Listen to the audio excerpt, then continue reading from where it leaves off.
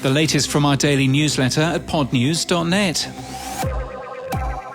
Sounds Profitable en Español starts today, as Brian Barletta explains in Sounds Profitable with Podsights. The podcast ad tech newsletter will be translated and produced using technology from Veritone Marvel AI. And so will the Sounds Profitable en Español podcast, with Brian sounding as if he speaks Spanish fluently, but he doesn't. Using the same technology, here's me speaking Spanish, but I don't speak it either. Pasa cualquier tiempo con cualquier directorio de podcasts y verás una gran cantidad de programas en inglés. Pero el inglés es el idioma principal de menos del 5% de la población mundial. Gracias a una nueva tecnología inteligente, los podcasts podrían estar disponibles en varios idiomas. That's the weirdest thing ever. Google Podcasts is blocking access to some podcasts to under 18s and users who aren't signed in. With more details in depth in a tick, Apple Podcasts for Creators has updated its podcast hosting providers page with 12 new podcast hosts and filters. We previously asked Apple how companies are selected for that page. They won't say, but they do suggest that providers use Apple's Contact Us link. Podcast host Transistor has partnered with Descript as an automated publishing destination. Triton Digital has released the Australian podcast ranker. There's no change in the top three in either the publisher or show rankers. Total measured downloads rose to 52 million, almost hitting the record of 52.2 million in May. Susie Warhurst has been appointed head of international for Apple Podcasts. She was at Acast. And Christine Charon has been named VP of Marketing for Veritonic. She moves from Triton Digital, where she'd been for 10 years.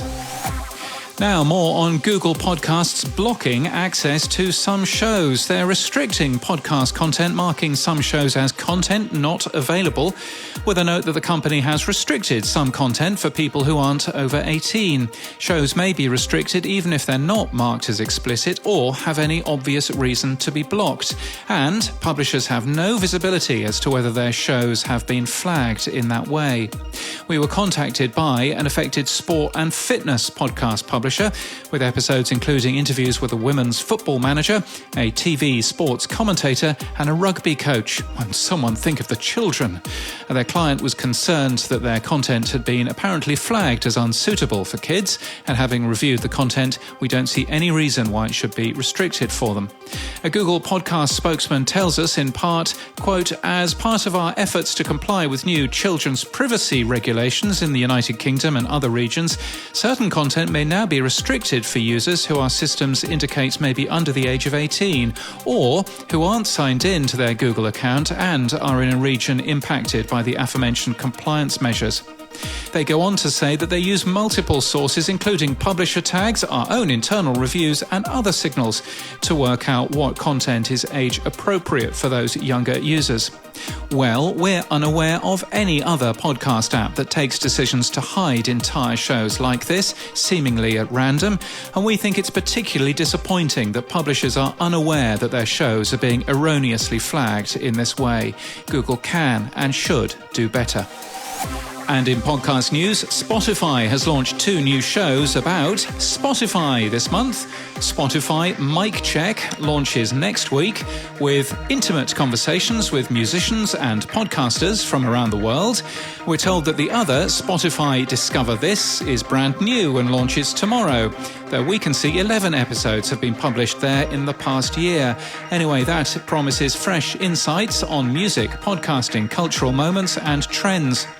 The existing Spotify show about Spotify, Spotify for the Record, will this season push our stories further, they say, by making this podcast the only place where audiences can hear certain business updates. It's all about the exclusives, isn't it?